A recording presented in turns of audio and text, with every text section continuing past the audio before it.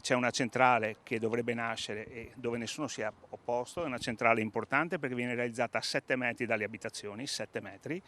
con tutta una serie di cavi volanti e tutto ciò che ne concerne manutenzione, camion e quant'altro. E questa purtroppo non è destinata a essere bocciata in questo momento. Il comitato cittadini di Cassolaro non molla e si prepara alla mobilitazione di sabato per dire no al maxi impianto agrivoltaico che sorgerà su 18 ettari di terreni agricoli tra la frazione di Cassolaro e la tangenziale, progetto che ora vede i pareri contrari di comune e città metropolitana. Quello che noi chiediamo è di poter incontrare il sindaco Brugnaro, che si è espresso a nostro favore in questo momento, e con lui definire una strategia per cercare di far bocciare questo progetto nella sua globalità, per cui anche la centrale non deve essere fatta perché non trova senso la centrale in quella posizione. Un progetto che sarebbe realizzato con i fondi del PNRR, denunciano ancora dal comitato. Fondi PNRR su dei terreni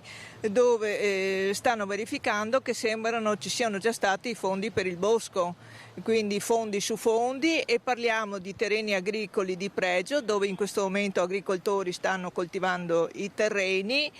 e pagati poi questi fondi a delle multinazionali che faranno speculazione, quindi il territorio non ha nessun interesse a sviluppare questo tipo di impianti, anzi ha interesse eventualmente di sviluppare le comunità energetiche. Per questo il comitato ha organizzato una manifestazione di protesta con l'invito a partecipare per dire no. La manifestazione inizierà alle ore 10 da Cassolaro, in particolare dall'incrocio tra via Cassolaro e via Ridesio, rampa Cavalcavia, dove sorgerà la centrale, e da lì ci muoveremo con bici, trattori e a piedi per arrivare fino a qui.